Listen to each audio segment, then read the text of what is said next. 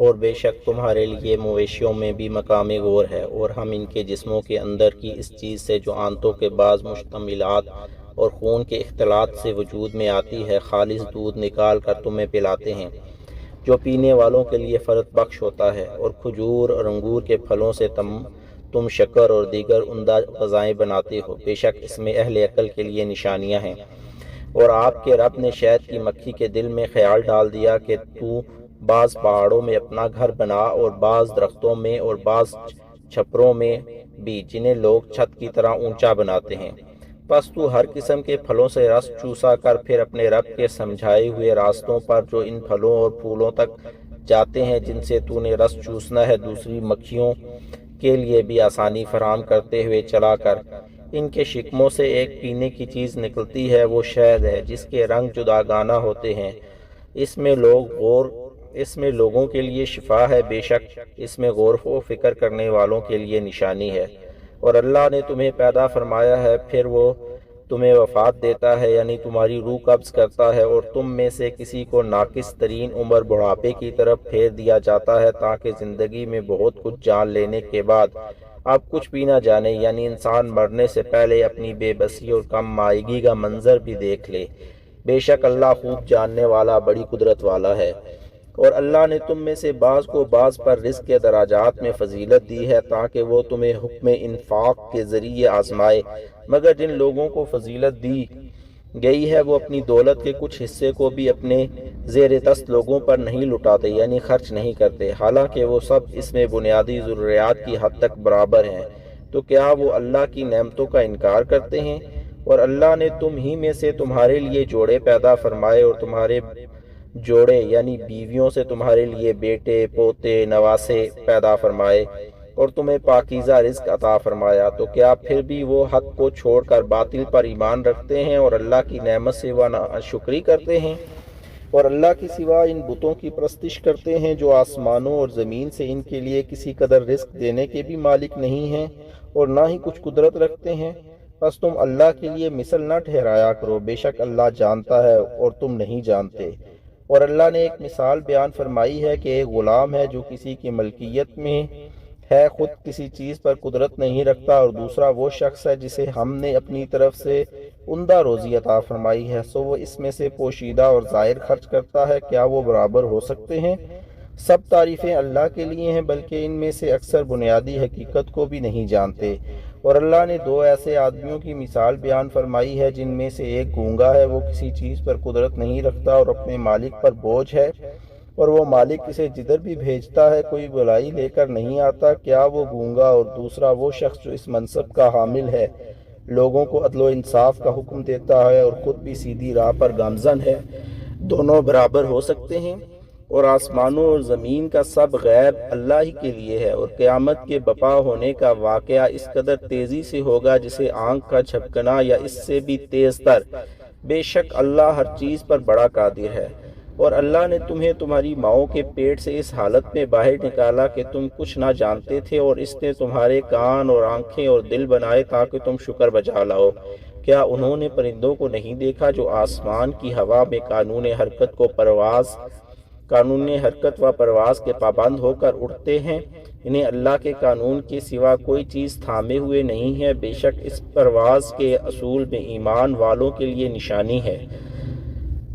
اور اللہ نے تمہارے لیے تمہارے گھروں کو مستقل سکونت کی جگہ بنایا، اور تمہارے لیے چوپایوں کی کھالوں سے عارضی گھر یعنی خیمے بنائے، جنہیں تم اپنے سفر کے وقت اور دوران سفر منظر پر اپنے ٹھہرنے کے وقت ہلکا پھلکا پاتے ہو۔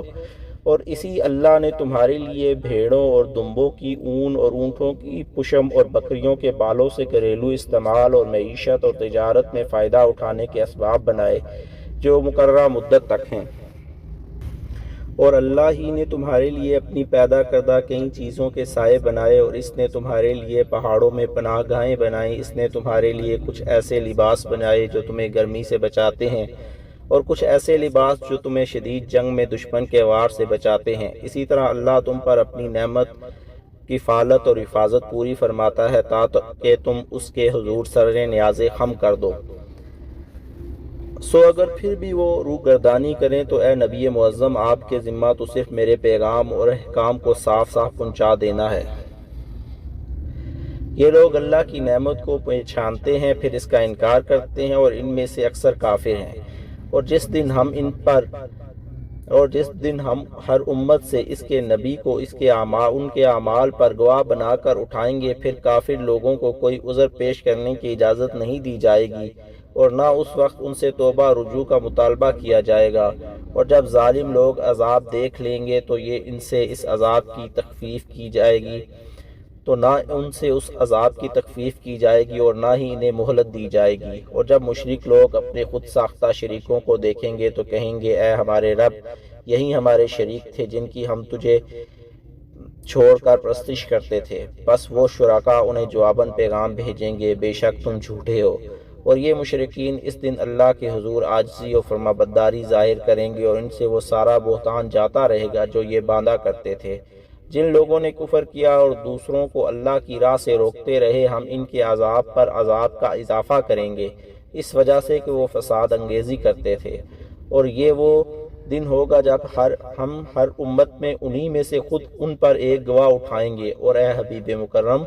ہم آپ کو ان سب امتوں اور پیغمبروں پر گواہ بنا کر لائیں گے، اور ہم نے آپ پر وہ عظیم کتاب نازل فرمائی ہے جو ہر چیز کا بڑا واضح بیان ہے، اور مسلمانوں کے لیے ہدایت اور رحمت اور بشارت ہے۔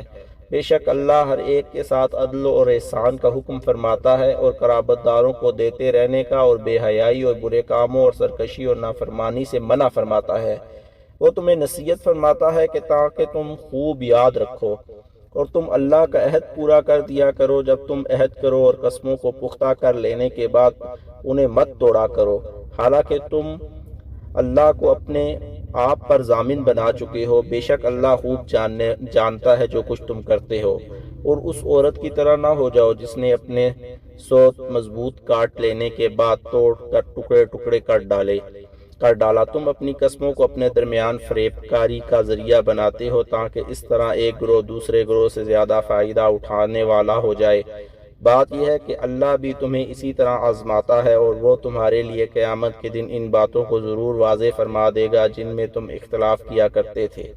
اور اگر اللہ چاہتا تو تم سب کو ایک ہی امت بنا دیتا، لیکن وہ جسے چاہتا ہے گمراہ ٹھہرا دیتا ہے، اور جسے چاہتا ہے ہدایت فرماتا ہے۔ اور تم میں سے ان کاموں کی نسبت ضرور پوچھا جائے گا جو تم انجام دیا کرتے تھے، اور تم اپنی قسموں کو آپس میں فریب کاری کا ذریعہ نہ بنایا کرو، ورنہ قدم اسلام پر جم جانے کے بعد لڑکھڑا